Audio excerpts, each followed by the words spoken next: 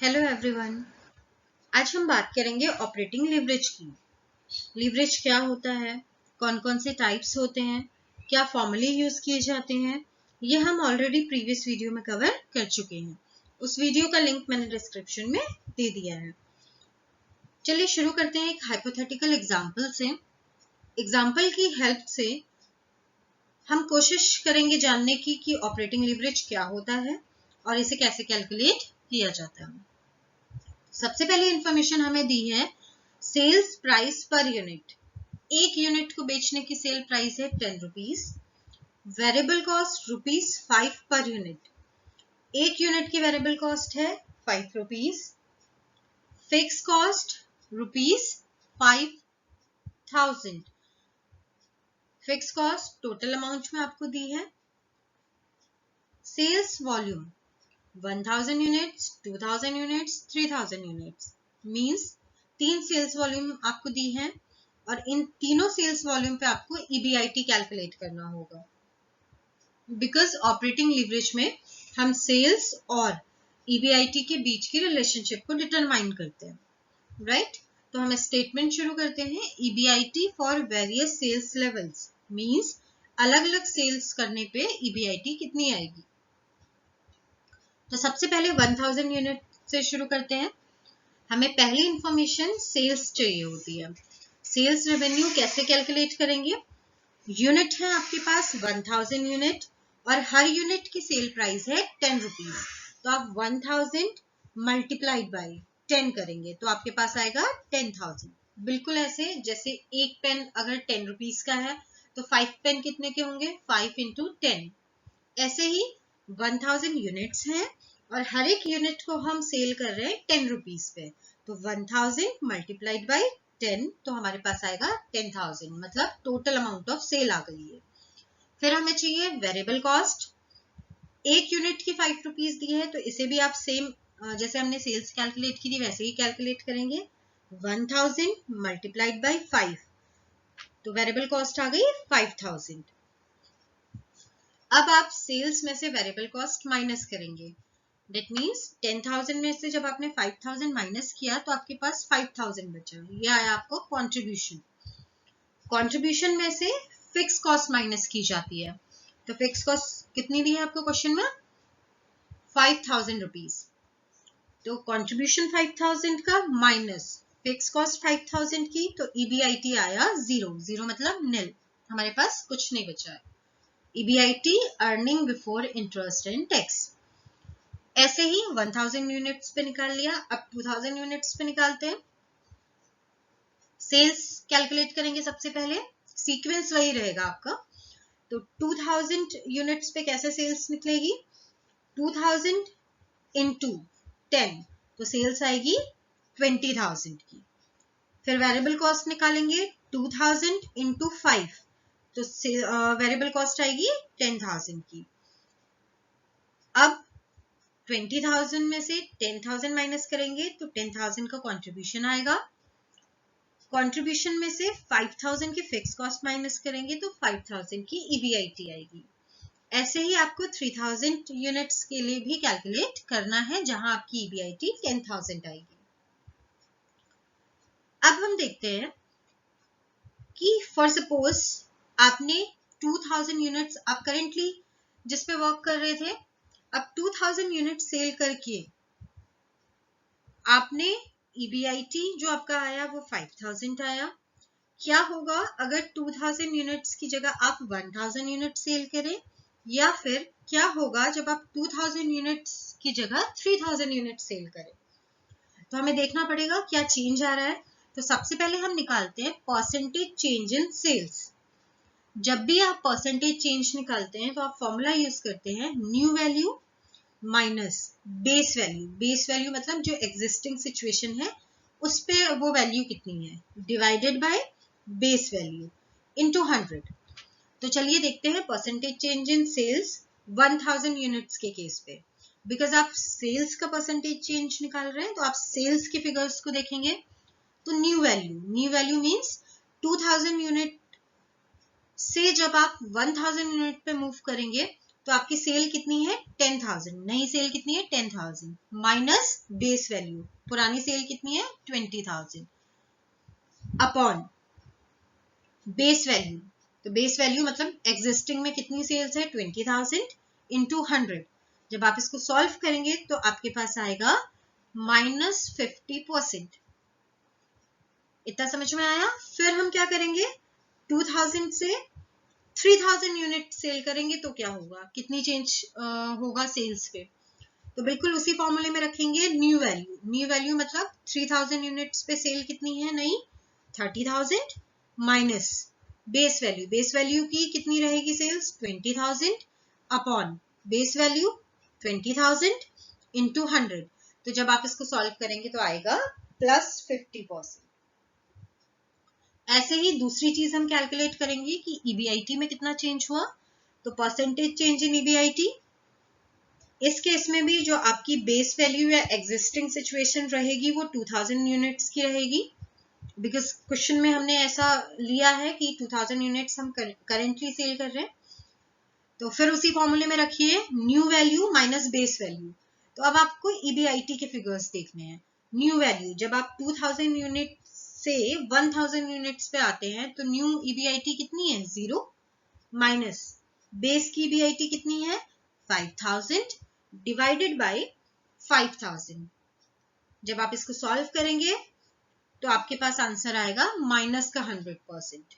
ऐसे ही आप 3000 यूनिट्स के लिए भी कैलकुलेट कर लेंगे, प्लस 100% का आपके पास चेंज आएगा। अब इसको समझते हैं पूरे एग्जांपल में कि हुआ क्या एक्चुअली। जब 1000 यूनिट्स की हमने सेल की तो हमारी सेल्स 50% से डिक्रीज हुई, और जब सेल 50% से डिक्रीज हुई तो हमारा ईबीआईटी 100% से डिक्रीज हो गया। और जब हमने 2000 यूनिट्स की जगह 3000 यूनिट्स सेल की तो हमारी सेल्स 50% से इंक्रीज हुई, तो हमारा ईबीआईटी 100% से इंक्रीज हो गया। अब यहाँ पे 2-3 चीजें आप समझ लीजिए। पहली चीज, हमने फिक्स कॉस्ट का यूज किया है। फिक्स कॉस्ट यूज करेंगे तभी ऑपरेटिंग लीवरेज आएगा, अदरवाइज ऑपरेटिंग लीवरेज एग्जिस्ट नहीं करेगा। दूसरी चीज, सेल्स में जितना चेंज होगा उससे ज्यादा चेंज ईबीआईटी में होगा, राइट। और अगर माइनस मतलब नेगेटिव में आंसर आ रहा है, इसका मतलब वो हमारे लिए अनफेवरेबल कंडीशन है। अनफेवरेबल मींस एक तो हमारी सेल्स कम हो रही है, और सेल्स कम होने से हमारा ईबीआईटी और ज्यादा डिक्रीज हो रहा है, मतलब प्रॉफिट और कम हो जा रहा है। तो ऐसी सिचुएशन में कोई भी बिजनेस काम नहीं करना चाहेगी जहां पे उसका प्रॉफिट बहुत ज्यादा कम हो जाए। दूसरी सिचुएशन होगी फेवरेबल की। फेवरेबल मींस प्लस में आंसर आ रहा है, तो जब हमारी ईबीआईटी मतलब हमारा प्रॉफिट बढ़ता चला जा रहा है तो ऑब्वियसली हर बिजनेस ऐसी कंडीशन में काम करना चाहेगा। तो ऑपरेटिंग लीवरेज जब भी हम यूज करते हैं सिर्फ उस कंडीशन में यूज करेंगे जब हमारी सेल्स बढ़ती चली जाएगी या फिर हमारी मार्केट कंडीशन अच्छी होगी, राइट। अब चलते हैं मीनिंग की तरफ। It may be defined in terms of the ability of the concern to use fixed operating cost for increasing the effect of changes in sales volume on its operating profit EBIT. That means जब firm fixed operating cost का use करके sales volume में होने वाले changes के effect को increase करती है जिससे EBIT भी चेंज होता है, उसे ऑपरेटिंग लीवरेज बोला जाता है। इन शॉर्ट, जब सेल्स चेंज होती है तो ईबीआईटी या ऑपरेटिंग प्रॉफिट भी चेंज होता है। फिक्स्ड कॉस्ट का यूज करके इस इफेक्ट को बढ़ाया जा सकता है। Clear? The operating cost of the firm fall into 2 categories. किसी भी कंपनी की ऑपरेटिंग कॉस्ट को 3 कैटेगरीज में डिवाइड किया जाता है। First one is fixed cost. ये वो कॉस्ट है जो सेल्स के चेंज होने पे चेंज नहीं होती। फॉर एग्जाम्पल, आपने बिजनेस करने के लिए एक बिल्डिंग रेंट पे ली, उसका रेंट आप 50,000 पर मंथ देते हैं। तो अब आप उस बिल्डिंग में 5,000 यूनिट्स बनाएं या 10,000 यूनिट्स बनाएं, आपको मंथली किराया 50,000 ही देना होगा। तो रेंट क्या हो गया? फिक्स्ड एक्सपेंसेस, मतलब फिक्स है, हम सेल चेंज कर रहे हैं, उससे कॉस्ट पे कोई भी इम्पैक्ट नहीं आ रहा। Second one is variable cost. ये वो कॉस्ट है जो सेल्स वॉल्यूम के साथ चेंज हो जाती है। फॉर एग्जाम्पल रॉ मटेरियल, आप जितनी यूनिट प्रोड्यूस करेंगे उतना ही रॉ मटेरियल रिक्वायर्ड होगा, मतलब सेल्स वॉल्यूम ज्यादा होगी तो रॉ मटेरियल ज्यादा चाहिए हमें यूनिट्स बनाने के लिए, सेल्स वॉल्यूम कम होगी तो हमें रॉ मटेरियल कम चाहिए यूनिट्स बनाने के लिए। तो ये हो गई हमारी वेरिएबल, वेरिएबल मतलब जो चेंज होती है। Third one is semi variable cost. ये कॉस्ट एक पॉइंट तक फिक्स रहती है, फिर बढ़ जाती है। Because semi variable cost fixed and variable cost से मिलकर बनी है, तो हम लीवरेज कैलकुलेट करने के लिए कॉस्ट को सिर्फ 2 कैटेगरीज में डिवाइड करते हैं, fix cost and variable cost. Operating leverage can also be defined in another way called degree of operating leverage. Operating leverage exists when proportionate change in EBIT as a result of a given change in sales is more than the proportionate change in sales. इसका मतलब operating leverage तभी अकर होगा जब पहली चीज हम fixed expense use करेंगे, और ऑपरेटिंग लीवरेज को डिग्री ऑफ ऑपरेटिंग लीवरेज से भी कैलकुलेट किया जाता है। ऑपरेटिंग लीवरेज तभी एग्जिस्ट करेगा जब ईबीआईटी में होने वाली चेंज सेल्स में होने वाली चेंज से ज्यादा हो। आपने एग्जांपल में भी देखा था, सेल्स में जितना चेंज हो रहा है उससे ज्यादा चेंज ईबीआईटी में हो रहा है। Next, operating leverage exist only when there are fixed operating costs and these fixed operating expenses are to be recovered irrespective of the level of sales volume. That means operating leverage तभी होगा जब fixed operating cost होगी, fixed operating cost नहीं होगी तो कोई भी leverage नहीं होगा। कितनी भी सेल्स करे कोई भी बिजनेस, उसे फिक्स कॉस्ट तो पे करनी ही करनी होती है, राइट? तो फिक्स कॉस्ट को इनकर करने से ही हम लीवरेज का फायदा उठा सकते हैं। It is determined by the relationship between the firm's sales revenue and its EBIT. Operating leverage sales और ईबीआईटी के बीच के रिलेशनशिप से ही डिटरमाइन किया जाता है। तो अब पूरा ऑपरेटिंग लीवरेज का कॉन्सेप्ट अगर आप देखेंगे तो ऑपरेटिंग लीवरेज मींस कि हम फिक्स्ड ऑपरेटिंग कॉस्ट को यूज कर रहे हैं सो दैट अगर सेल्स में कुछ चेंज होता है तो हमारी ईबीआईटी में उस। चलिए शुरू करते हैं एक सिंपल से क्वेश्चन से। इस क्वेश्चन में सारी इंफॉर्मेशन आपको डायरेक्टली दी होंगे, आपको बस फॉर्मूले में पुट करना होगा और आपका ऑपरेटिंग लीवरेज कैलकुलेट हो जाएगा। तो क्वेश्चन है, the installed production capacity of a factory is 2 lakh units per annum, actual capacity is 1,50,000 units per annum. इसका मतलब एक फैक्ट्री जो 2 लाख यूनिट्स प्रोड्यूस कर सकती है 1 ईयर में, और एक्चुअली में कितना कर रही है? 1,50,000 units. Variable cost ₹5 per unit. Variable cost कितनी दी है? एक यूनिट की 5 रुपीज दी है। And selling price is ₹7 per unit. Selling price 7 per unit है। Calculate operating leverage when. आपको ऑपरेटिंग लीवरेज कैलकुलेट करना है। कंडीशंस आपको दी हैं। Fix cost are 50,000 per annum, fix cost are 1 lakh per annum, fix cost are 1,50,000 per annum. तो 3 fix cost आपको दी हैं, 3 conditions हैं और इन तीनों ही कंडीशंस पे आपको ऑपरेटिंग लीवरेज कैलकुलेट करना होगा। तो क्वेश्चन सॉल्व करने से पहले आपको 2 चीजें बिल्कुल क्लियर होनी चाहिए। पहला, ऑपरेटिंग लीवरेज का स्टेटमेंट कैसे कैलकुलेट होता है। सबसे पहले आपको सेल्स चाहिए, सेल्स में से आप वेरिएबल कॉस्ट माइनस करेंगे तो कंट्रीब्यूशन आएगा, कंट्रीब्यूशन में से आप फिक्स कॉस्ट माइनस करेंगे तो ऑपरेटिंग प्रॉफिट या जिसको आप ईबीआईटी भी बोलते हैं कैलकुलेट होगा। दूसरी चीज, ऑपरेटिंग लिवरेज का फॉर्मूला हम यूज करते हैं कंट्रीब्यूशन अपॉन ईबीआईटी, राइट? तो चलिए सॉल्व करना शुरू करते हैं। हम यहाँ पे 4 कॉलम्स बना रहे हैं। पहला पर्टिकुलर्स का, situation A, situation B and situation C, because 3 fix cost हमको दिए तो 3 सिचुएशन हमारे पास है। हमने तीनों ही फिक्स कॉस्ट लिख दी हैं। पहली सिचुएशन में 50,000, बी वाली सिचुएशन में 1 लाख और सी वाली सिचुएशन में 1,50,000। अब शुरुआत करते हैं सेल से। जैसा आप स्टेटमेंट में देख रहे हो, सबसे पहले इंफॉर्मेशन हमको सेल चाहिए। तो सेल कैसे कैलकुलेट होगी? आपकी जो एक्चुअल कैपेसिटी है, जो आप एक्चुअली प्रोड्यूस कर रहे हो, वो 1,50,000 प्रोड्यूस कर रहे हो और एक यूनिट को आप 7 रुपीज में सेल कर रहे हो, तो 1,50,000 मल्टीप्लाइड बाई 7। तो सेल तीनों ही सिचुएशन में सेम आएगी, बिकॉज सिर्फ फिक्स कॉस्ट डिफरेंट है, बाकी सारी चीजें सेम है। अब सेल्स के बाद हमें वेरिएबल कॉस्ट चाहिए।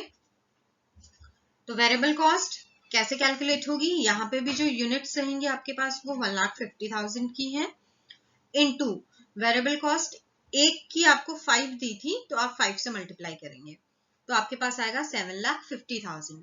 तो तीनों ही केस में 7,50,000 होगा। अब आप सेल्स में से वेरिएबल कॉस्ट माइनस करेंगे, दैट मीन्स 10,50,000 में से आप 7,50,000 माइनस करेंगे तो आपके पास 3 लाख आएगा। तीनों ही सिचुएशन में 3 लाख ही आएगा। फिर कंट्रीब्यूशन में से आपको फिक्स कॉस्ट माइनस करनी है। फिक्स कॉस्ट कितनी दी है? पहली सिचुएशन में 50,000, दूसरी सिचुएशन में 1 लाख, तीसरी सिचुएशन में 1,50,000। तो अब आप ऑपरेटिंग प्रॉफिट कैलकुलेट करेंगे। ऑपरेटिंग प्रॉफिट कैसे आएगा?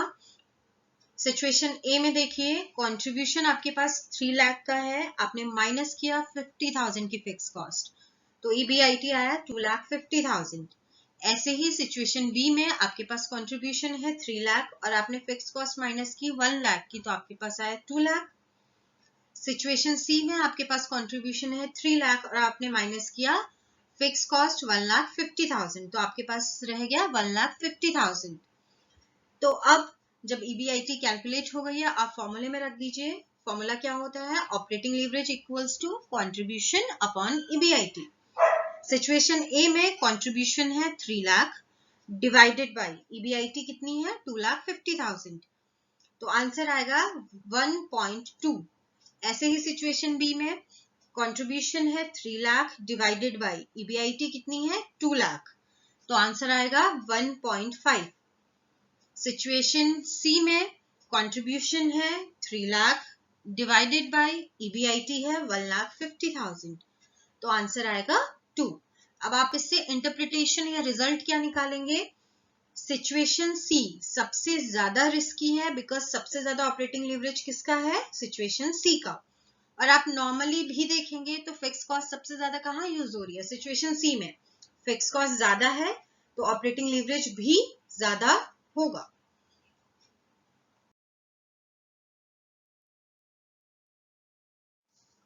चलिए अब नेक्स्ट क्वेश्चन से शुरू करते हैं। क्वेश्चन है, the following informations are given for a new product.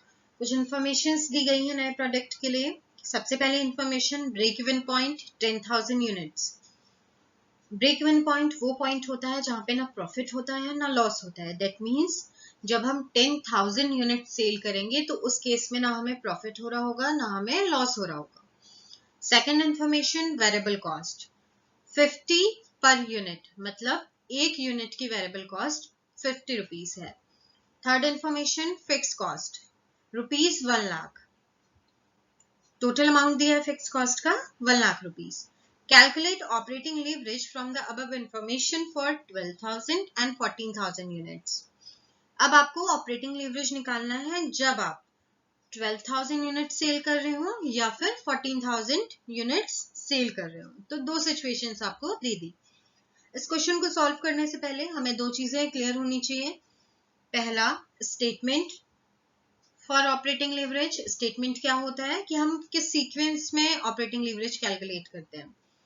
तो हम क्या करते हैं, हमें सबसे पहले सेल्स चाहिए। सेल्स में से हम वेरिएबल कॉस्ट माइनस करते हैं तो कंट्रीब्यूशन आता है। कंट्रीब्यूशन से हम फिक्स कॉस्ट माइनस करते हैं तो EBIT या ऑपरेटिंग प्रॉफिट आता है। सेकंड, हमें फॉर्मूला पता होना चाहिए। फॉर्मूला क्या होता है ऑपरेटिंग लीवरेज का? Contribution upon EBIT। अब क्वेश्चन में देखिए, आपको यूनिट्स तो दे दी कि हम इतनी यूनिट सेल करेंगे, बट आपको एक यूनिट का सेल प्राइस नहीं दिया।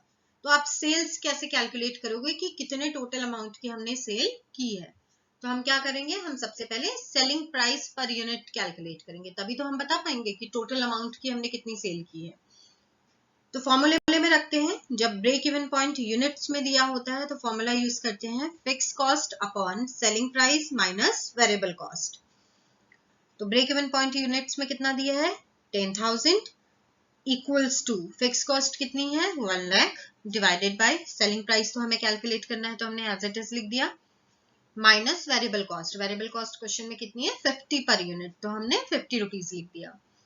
अब आप इसको सॉल्व कैसे करेंगे, सेलिंग प्राइस माइनस 50 ये डिनोमिनेटर में लिखा है और डिवाइड में है, राइट हैंड साइड पे है। अब हम इसे लेफ्ट हैंड साइड लेके आते हैं, तो राइट हैंड साइड पे अगर डिवाइड पे होगा तो लेफ्ट हैंड साइड में मल्टीप्लाई में आ जाएगा। तो हमने कैसे लिखा, 10,000 multiplied by selling price minus 50 equal to fix cost 1 lakh rupees की एज इट इज रहेगी।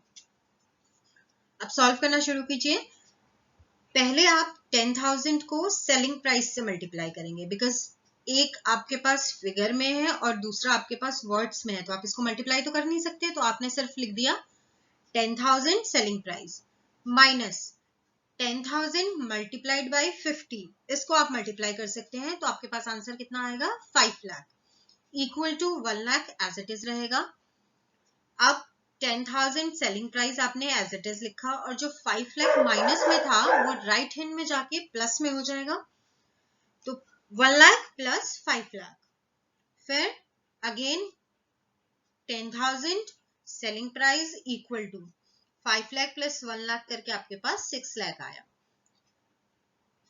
अब आपके पास सेलिंग प्राइस कैलकुलेट करने के लिए क्या क्या बचा, 10,000 selling price equal to 6 lakh.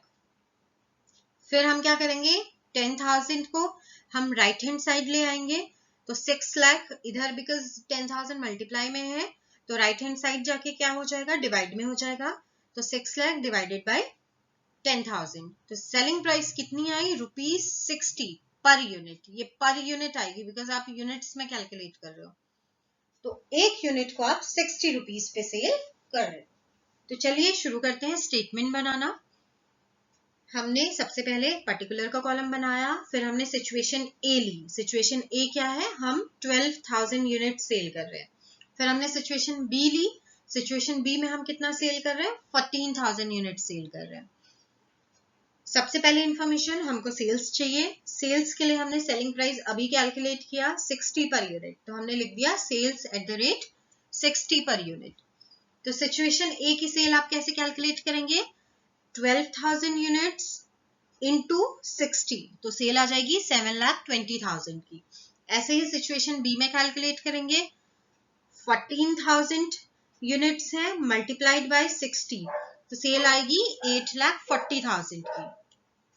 फिर हमें वेरिएबल कॉस्ट चाहिए, वेरिएबल कॉस्ट हमें क्वेश्चन में दी है 50 पर यूनिट, तो हम सिचुएशन ए में कैसे कैलकुलेट करेंगे, 12,000 यूनिट्स इंटू 50, तो हमारे पास आएगी 6 लाख की वेरिएबल कॉस्ट। ऐसे ही 14,000 यूनिट्स के लिए कैलकुलेट करेंगे, 14,000 मल्टीप्लाइड बाय 50, तो आपके पास वेरिएबल कॉस्ट आएगी 7 लाख। अब सिचुएशन ए में सेल्स है 7,20,000 माइनस वेरिएबल कॉस्ट है 6 लाख, तो आपके पास कंट्रीब्यूशन आएगा 1,20,000। ऐसे ही सिचुएशन बी में करेंगे, 8,40,000 माइनस 7 लाख, तो कंट्रीब्यूशन आएगा 1,40,000। फिर हम कंट्रीब्यूशन में से फिक्स कॉस्ट माइनस करते हैं, तो फिक्स क्वेश्चन में टोटल अमाउंट दिया है, सेम रहेगी दोनों में, तो सिचुएशन ए में भी हमने 1 लाख लिखा, सिचुएशन बी में भी हमने 1 लाख लिखा। तो देखते हैं ईबीआईटी कितना आया। सिचुएशन ए में कंट्रीब्यूशन है 1,20,000 माइनस 1 लाख, तो ईबीआईटी आई 20,000। ऐसा ही सिचुएशन बी में कंट्रीब्यूशन है 1,40,000, हमने फिक्स कॉस्ट 1 लाख माइनस की, तो हमारे पास आया ईबीआईटी 40,000। तो चलिए ऑपरेटिंग लीवरेज कैलकुलेट कर लेते हैं। फॉर्मूला होता है कंट्रीब्यूशन अपॉन ईबीआईटी।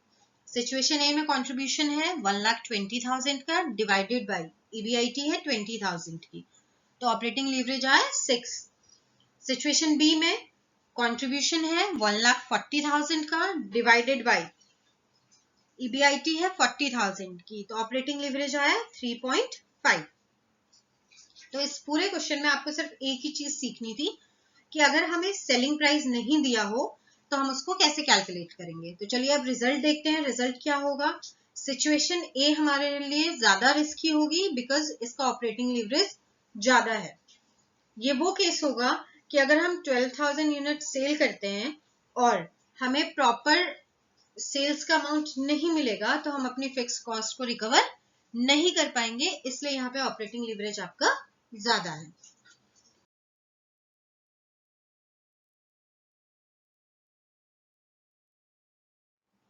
चलिए अब लास्ट क्वेश्चन की तरफ चलते हैं। आई होप इतने क्वेश्चन से आपको ऑपरेटिंग लीवरेज का कॉन्सेप्ट क्लियर हो जाएगा। फिर भी अगर आप कोई प्रॉब्लम फेस करते हैं तो आप मुझे कमेंट कर सकते हैं। आई विल ट्राई कि मैं आपकी प्रॉब्लम को सॉल्व कर पाऊँ।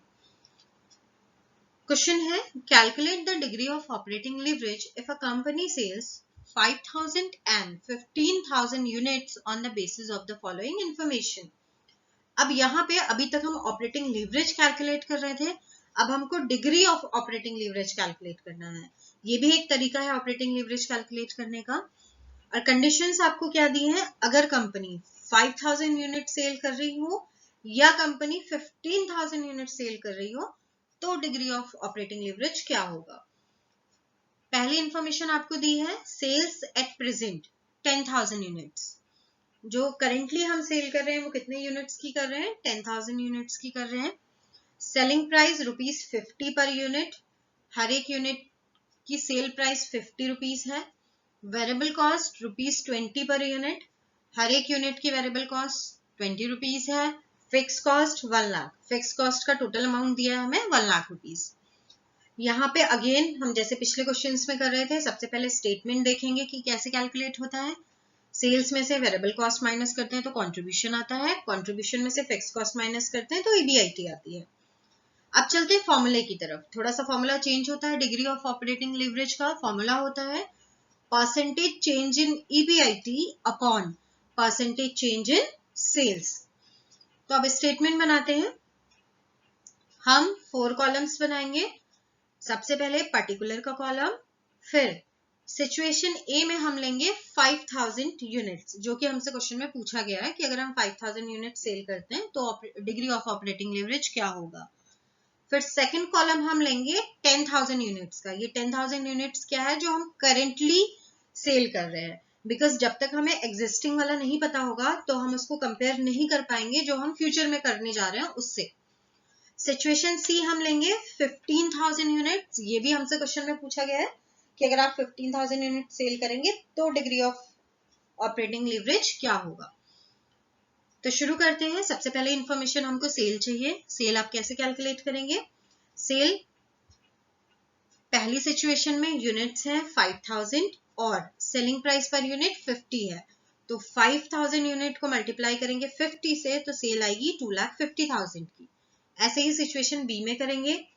10,000 यूनिट की सेल है तो 10,000 को मल्टीप्लाई करेंगे 50 से तो 5 लाख की सेल आ जाएगी। सिचुएशन सी में 15,000 यूनिट्स हैं, 15,000 को मल्टीप्लाई करेंगे 50 से तो 7,50,000 की सेल आ जाएगी। अब नेक्स्ट हमको वेरिएबल कॉस्ट चाहिए। वेरिएबल कॉस्ट 20 पर यूनिट है, तो सिचुएशन ए में 5,000 यूनिट्स को मल्टीप्लाई करेंगे 20 से तो 1 लाख की वेरिएबल कॉस्ट आएगी। सिचुएशन बी में 10,000 को मल्टीप्लाई करेंगे 20 से तो 2 लाख की वेरिएबल कॉस्ट आएगी। सिचुएशन सी में 15,000 यूनिट्स को मल्टीप्लाई करेंगे 20 से तो 3 लाख की वेरिएबल कॉस्ट आएगी। फिर सेल्स में से वेरिएबल कॉस्ट माइनस करते हैं तो कंट्रीब्यूशन आता है। तो सिचुएशन ए में आप कैसे कैलकुलेट करेंगे? 2,50,000 माइनस 1 लाख, तो कंट्रीब्यूशन आया 1,50,000 का। सिचुएशन बी 5 लाख में से 2 लाख माइनस किया तो कंट्रीब्यूशन आया 3 लाख का। सिचुएशन सी 7,50,000 में से 3 लाख माइनस किया तो कंट्रीब्यूशन आया 4,50,000 का। अब कंट्रीब्यूशन के बाद आपको फिक्स कॉस्ट माइनस करनी होती है, तो फिक्स कॉस्ट सब में सेम रहेगी बिकॉज टोटल अमाउंट दिया है फिक्स कॉस्ट का हमें, और एक ही फिक्स कॉस्ट दी है, दैट मीन्स वो सारी यूनिट्स पे सेम रहती है। फिक्स कॉस्ट कभी भी सेल्स वॉल्यूम के साथ चेंज नहीं होती। तो तीनों ही सिचुएशन में हमने 1 लाख रुपीस लिख दिया। अब EBIT कैलकुलेट करते हैं। कैसे कैलकुलेट करेंगे? Contribution minus fix cost. तो सिचुएशन ए में आते हैं 1,50,000 माइनस 1 लाख, तो EBIT आया 50,000 का। Situation B 3 lakh minus 1 lakh, EBIT आया 2 लाख का। ऐसे ही सिचुएशन सी 4,50,000 माइनस 1 लाख, तो EBIT आया 3,50,000। इतना नॉर्मल स्टेटमेंट था। हम आगे ऑपरेटिंग लीवरेज में भी ऐसे ही कैलकुलेट करते हुए आए हैं। अब जो सबसे पहली चीज आपको चाहिए, फॉर्मूले में देखिए परसेंटेज चेंज इन EBIT आपको चाहिए कि EBIT में कितने परसेंट का चेंज हुआ है। तो ये आप कैसे कैलकुलेट करेंगे? पर्टिकुलर में लिखते हैं परसेंटेज चेंज इन EBIT। मैंने पहली स्लाइड में भी ये फॉर्मूला बताया था। हम क्या करते हैं? New value minus base value divided by base value into 100। तो सिचुएशन बी जो मेरे लिए है ये एग्जिस्टिंग सिचुएशन है, मतलब हम इसको बेस मान के चलेंगे कि 10,000 यूनिट्स अभी हम प्रोड्यूस कर रहे हैं करेंटली।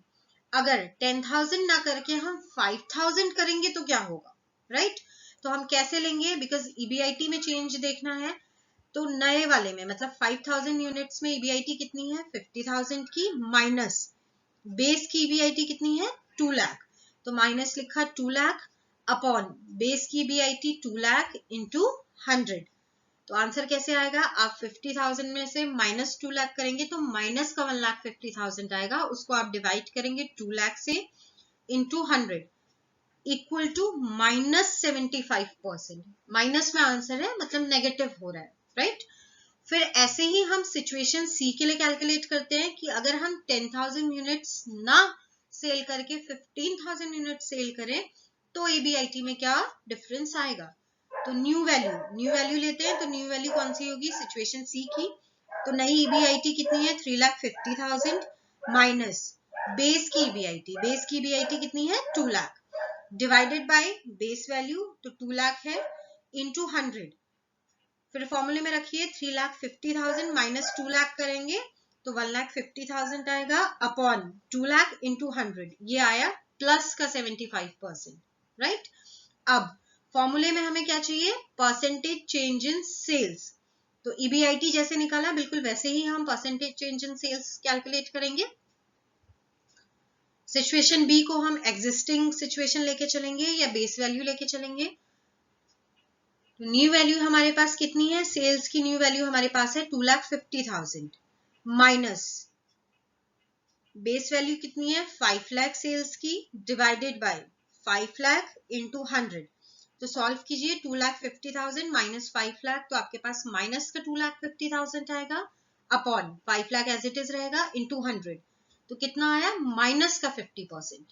ऐसे ही सिचुएशन सी में जाते हैं। अभी भी सिचुएशन बी ही हमारे लिए बेस वैल्यू रहेगी बिकॉज हम करेंटली उसी सिचुएशन में है, राइट? तो इसको आपको भूलना नहीं है, सिचुएशन बी आपके लिए हमेशा बेस रहेगी।